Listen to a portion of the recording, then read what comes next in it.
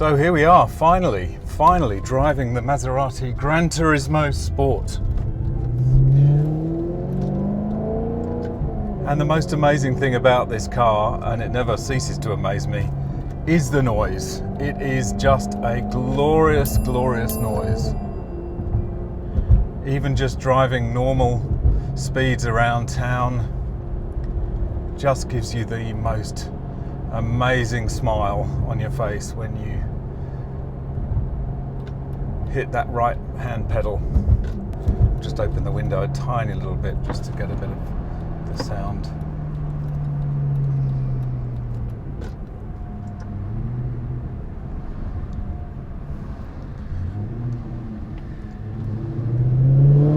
Oh, it's just, oh, glorious. Glorious noise, absolutely glorious. 4.7 litre V8. I'll put all the power and torque figures up on the screen because it's not the kind of stuff I remember very easily.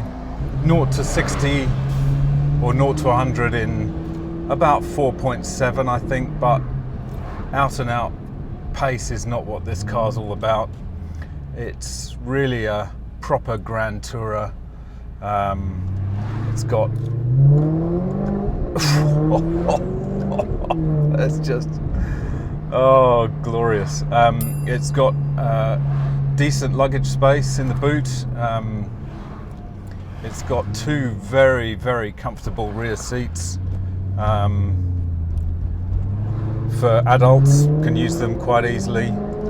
It's got comfortable, the seats are actually really comfortable. This is obviously the facelifted version, 2013.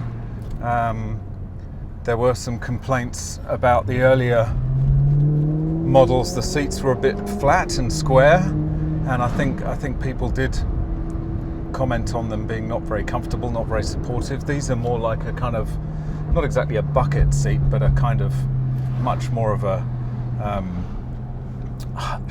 shape-hugging design, and much more comfortable. They've got little vents in the back.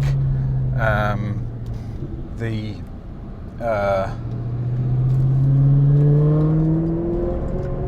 headrests are integrated, and this particular model has the stitched Maserati emblem. I think that's an option, probably an outrageously expensive option, and it has the contrast red stitching on the black leather, which just gives it a nice little accent. Got the full interior carbon package. That means that it's got the carbon door trims, carbon door tops here,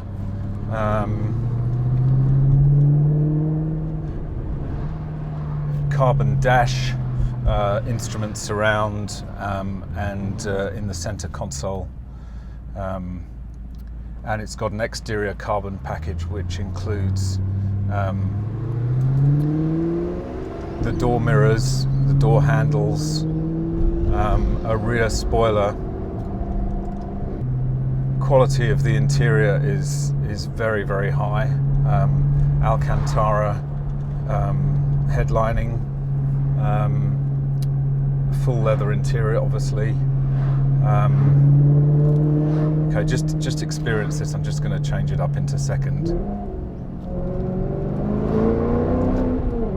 Oh, it's just, oh, smiles per gallon is very high in this car. It really does put a smile on your face. So I'm driving it in manual. Obviously it's got a 6-speed robotized gearbox, which, as you will know from my first video on this channel, caused quite a bit of trouble in terms of the clutch needing to be replaced. The clutch and also the F1 pump, which is the pump that supplies hydraulic pressure in order to allow the gearbox to change gears automatically. That seemed to have be reaching the end of its life, so that had to be replaced as well, and those are not cheap. $2,000 or $3,000 here in Australia, where everything is just ridiculously expensive anyway. So 6-speed robotized manual. you can drive it in an automatic mode. It will change gears automatically for you. I can just hit a button on the dashboard and it will work essentially like a regular automatic.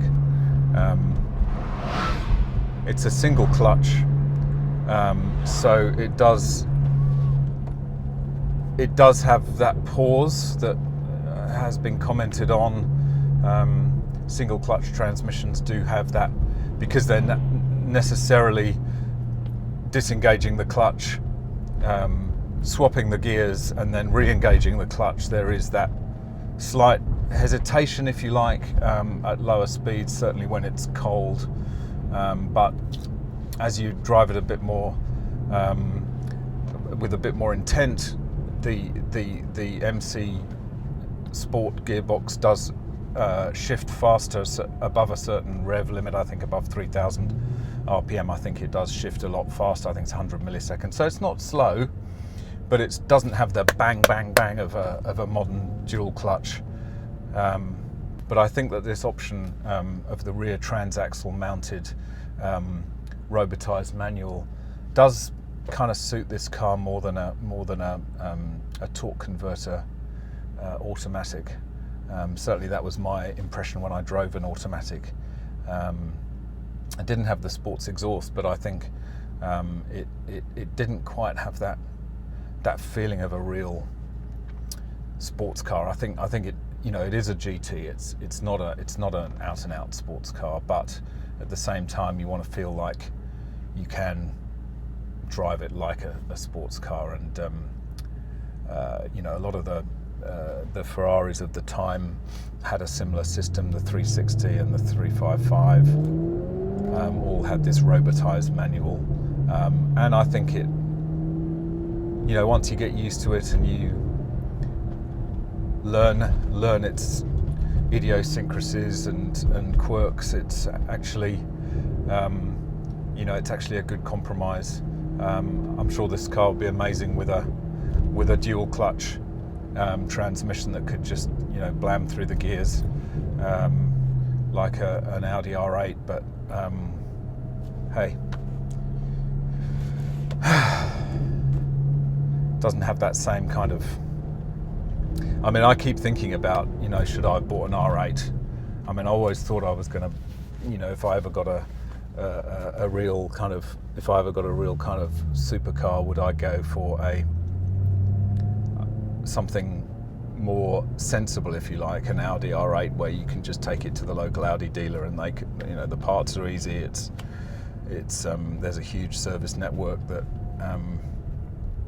to support it. But I have had a lot of Audis, and you know, I've had an RS4. I've got an RS5 now, and I think just the idea that the whole dashboard, the whole experience of sitting in the car was going to be very familiar if I'd got an R8, because the controls and the dash is sorry, it's just such an amazing sound. You know, the whole environment is very you know, familiar to me, coming from an Audi RS5. So I wanted something that felt different, that really felt like I was getting a new car. I even, you know, even the Lamborghini would be similar in some ways because it you know, it has that Audi DNA,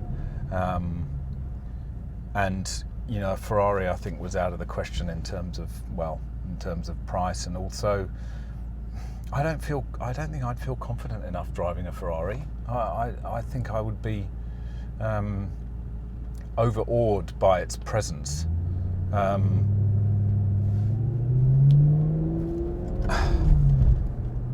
Yeah, I don't know. I think it would be even harder to drive. I find this quite a challenge. I find the presence of driving this quite intimidating, or I do at the moment. I think as I get used to it, you know, it will feel more comfortable and less kind of intimidating. But I still feel quite, you know, scared driving this, and you know, it's kind of a big deal. It's not just you don't just go to the garage and take it out. It's kind of an event, and that's good in a way. But at the same time, I want to get a feeling of being comfortable with the car, and I think that that's happening already. But I think with a Ferrari, it would have taken a lot longer, and I think there's a certain conspicuousness about Lamborghinis and Ferraris that I just don't feel comfortable with. Whereas this, I mean, yeah, people notice it. It is an exotic. It does have striking looks. You know, the sound does turn heads wherever it goes, but at the same time, it's a bit more subtle. I mean, certainly with the you know, the black wheels and the, you know, blacked out chrome, which I really like actually, because it kind of does add that extra layer of stealth to it. It does fly a bit under the radar a bit more. You know, this is, you know, as I say, it's my first proper exotic, and it's actually quite an experience to get used to driving a car like this, and you know, the attention it gets, and I think, you know, maybe in a few years' time, if I ever get something different, it might be it will be a less challenging experience, but certainly this is it's a learning experience. It's a fun one, but it's also slightly, as I say, it's slightly intimidating. But I do love it. It is an amazing experience to drive it. It really does feel like you're driving a sports car, and the sound of the exhaust, I know I keep banging on about it, but it really does sing. And you know, my other life is as a musician, and I just appreciate the sound so much. It's got such a depth to it and a quality, and there's some story about how the whole sound of the exhaust was tuned by some director of music from La Scala Opera House in Milan. I don't know whether that's true or not, but it would be interesting if it were true, because it kind of, you know, there is a science to making a sound which is pleasant in an exhaust, or in any kind of, you know, producing musical sound, in either as a musician or an instrumentalist, or as a you know, in terms of creating a sound that generates emotion, and I think they've really done it with this. I mean, they've really nailed it.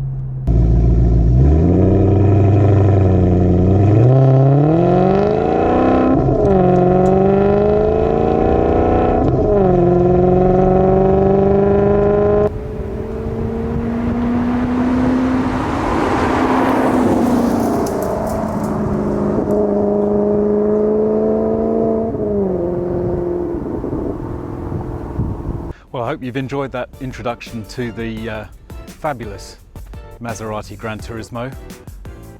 If you did like it, don't forget to click the like button and subscribe. And got a few plans for future videos, some more in-depth reviews of various aspects of the car. But in the meantime, thanks for watching, and I'll see you in the next episode.